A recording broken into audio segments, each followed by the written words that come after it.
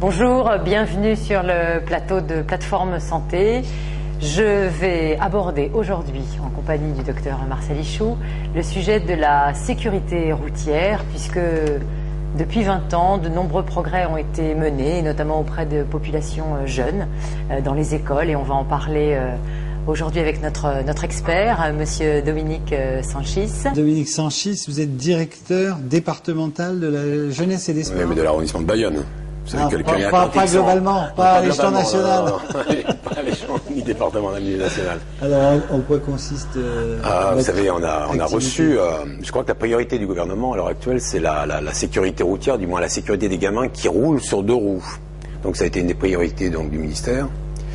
Et fort de la préfecture et de tous les services associés, on a donc décidé de monter une caravane sécurité routière pour porter la bonne parole donc sur le terrain auprès de ces mêmes jeunes qui, insouciants, parfois avec des conduites un petit peu à risque, eh bien malheureusement sur le plan de la santé la perdent fatalement puisqu'il y a un nombre d'accidents très importants, entre autres sur le BAB, mais aussi, je dirais, sur l'arrondissement de Bayonne, dû au fait que le littoral attire des gamins qui sont en permanence sur deux roues, bien sûr, hein, que ce soit dans la journée, mais aussi le soir. Alors pour ce faire, on a repris un petit peu ce qui se faisait déjà avec l'éducation nationale. Vous savez que l'éducation nationale prêche déjà dans ses programmes la notion de sécurité routière. Ce sont des projets d'établissement qui sont développés. C'est obligatoire, en 5e, c'est obligatoire, en 3e, la SSR1, la SSR2, le BSR. BSR, brevet de sécurité routière, je l'ai appris là. Indispensable pour et l'attestation pour conduire un cyclomoteur, et aussi pour présenter le permis de conduire. Voilà.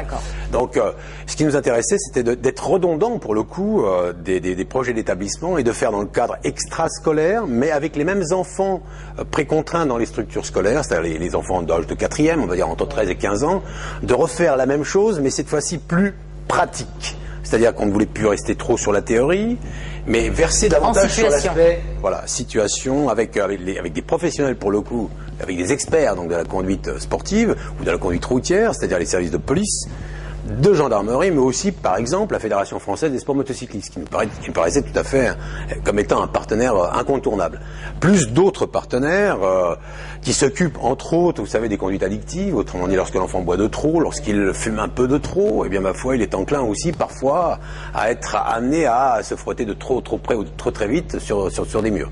Donc, fort de ce pôle, je dirais, prévention sécurité routière, nous avons décidé de mettre en application pratique, en situation réelle, eh bien des animations. Alors donc des pistes, mais conduites par des professionnels, en tenue, les policiers, les gendarmes, mais aussi les services de police municipaux, plus d'autres, l'école de pilotage, et en plus de cela, de faire, je dirais, un forum, et un forum associé à des situations telles que vous pourrez les retrouver dans certaines autres de vos émissions, l'aspect neurologique, eh bien le réflexe par exemple. Qu'est-ce que le réflexe ? Faire prendre conscience aux enfants que le réflexe, c'est pas tout d'en parler, encore faut-il éventuellement se trouver dans des situations pour effectivement mettre en œuvre ce réflexe. Qu'est-ce qu'il en est du réflexe et de la Comment vision ? Justement, pratiquement là, sur le réflexe, comment on va leur montrer comment ça marche ? Très concrètement, nous avons une association qui s'appelle Agir ABCD.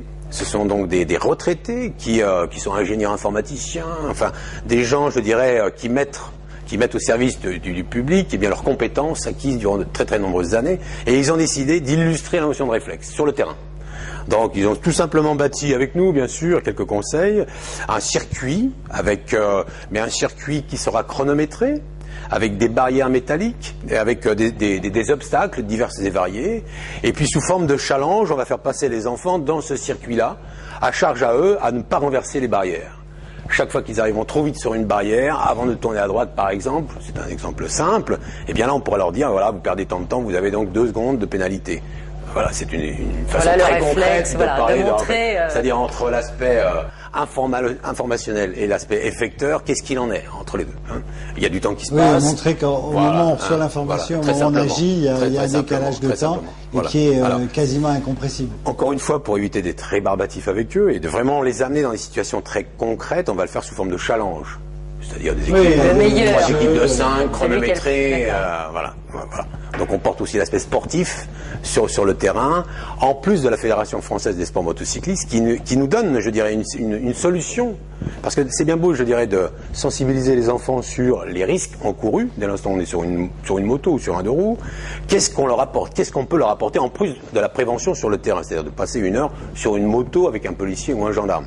On leur offre, par exemple, la possibilité de pouvoir tâter de la vie associative des sports motocyclistes locaux, par exemple. C'est-à-dire que la fédération viendra avec toutes ses, vous savez, son listing de tous les clubs, et éventuellement, si le gamin, eh bien, se trouve motivé, sensibilisé par cela, il pourra éventuellement retrouver les mêmes experts de la conduite motrice dans le cadre de clubs, où là, il verra vraiment ce que c'est que la conduite sportive, pour le coup. Donc pas d'honneur de leçon, vous montrer concrètement comment ça se passe, voire même ils peuvent se référer à finalement des sportifs qui sont très doués. Voilà, parce que nous avons des plateformes, je dirais, d'animation sportive qui existent à Asparin, mais aussi à Saint-Pé-sur-Nivelle et partout, où là les gamins peuvent effectivement dans un cadre bien ciblé, qui est jalonné, étalonné, supervisé par des spécialistes. Là, le gamin peut s'essayer à des véhicules de plus en plus rapides, mais dans un cadre, je dirais, sportif obligatoire, prévu par la loi.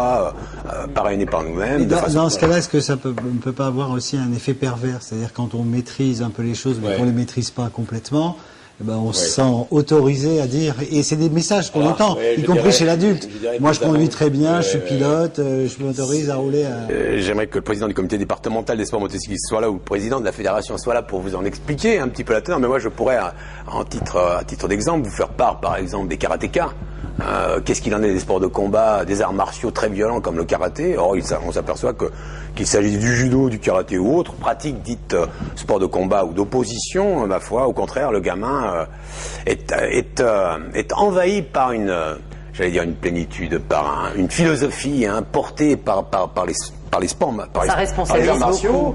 Et effectivement, il y a un code qui s'applique. Vous savez. Oui, mais il faut un certain niveau. Non, d'entrée de jeu, on applique le code. Vous savez, la réglementation, ce n'est pas aussi, c'est autre, parfois que sur le code que sur la voie routière, que sur les routes. C'est aussi dans les clubs, parce que dès l'instant où on fait une compétition, il y a un règlement, on doit obéir à ce règlement, et entre autres, respecter l'adversaire. Quand ils sont intégrés à un club. Ah, tout à fait. D'accord. Oui, tout à fait. Mais avant, parce que votre action de prévention, elle ne consiste pas uniquement à les mettre à les faire rentrer dans un club et avoir une activité... Ça, c'est des bons messages. Ce que l'on veut, c'est, à titre d'exemple, l'an dernier, nous avions mis en circulation, grâce à un sponsor, 5 scooters neufs, moins de 50 cm3. Le premier jour, il n'en restait plus que 3. Dans le cadre de la caravane sécurité routière. Bon, autrement dit, permettez-moi de vous dire que le conseil, là, nous l'avons vraiment appuyé avec force en disant, écoutez, arrêtez de nous casser les machines, c'est pas possible ça. Mais là, c'était quand même bien cadré, autrement dit, il y avait des matelas qui étaient là quand même pour accueillir le gamin. Mais il nous semble important quand même de mettre le gamin en situation, de lui expliquer les risques encourus, qu'il s'agisse de la conduite, mais aussi des conduites addictives, c'est-à-dire autres, dès l'instant où on est sur un deux roues, et puis de faire en sorte que lui dire que, eh bien, si tu veux faire de la conduite sportive, qui peut être prétexte à risque. Ça se fait pas sur la route. Ça se fait bien sûr sur la route, mais en respectant le code de la route, mais ça se fait aussi sur le plan sportif, sur des installations spécialisées avec des experts qui vont pouvoir t'encadrer. Et puis, en espérant bien sûr qu'en feedback, tu puisses, de retour sur la route, eh bien, satisfaire aux exigences du code de la route. Et profiter de l'expérience que tu as eue. Quand on est à 100 km/h, il nous faut tant de secondes pour freiner. Là, si tu es sur la route avec d'autres partenaires, des gens qui viennent en face, des gens qui sont à côté de toi, il faut savoir maîtriser l'engin, mais aussi prendre en compte des distances. Et puis, voilà. Alors, avant de conclure, vraiment, pratiquement, là, pour les téléspectateurs qui nous écoutent, et notamment les jeunes, qui vont, parce que c'est à eux que cette information est consacrée, comment ils peuvent accéder à cette caravane sécurité routière? Alors, ils ne vont pas y accéder, on va chez eux directement. C'est vous qui sillonnez, on y va pendant 3 semaines, du 2 au 24 octobre. Tout le Pays Basque et le Béarn, c'est-à-dire qu'on va jusqu'à Orthez, Salis, Sauveterre. Nous y serons, alors pour les grandes villes, on va y rester 2 jours pour Anglet, 3 jours pour Bayonne et pour Biarritz, et après on va échelonner, je dirais, à journée, passer donc toute l'information régulièrement. Et on a même proposé donc aux collectivités qui nous accueillaient, en plus de nous adresser au public contraint, c'est-à-dire scolarisé, on va mettre en plus à disposition de la collectivité locale qui nous accueille la caravane avec toutes ces animations pour les autres, c'est-à-dire les centres de loisirs, mais aussi ceux qui voudront éventuellement venir par curiosité et pour s'y essayer par exemple. Eh bien, merci beaucoup de toutes ces riches informations et je vous donne rendez-vous à la semaine prochaine pour un nouveau numéro de Plateforme Santé.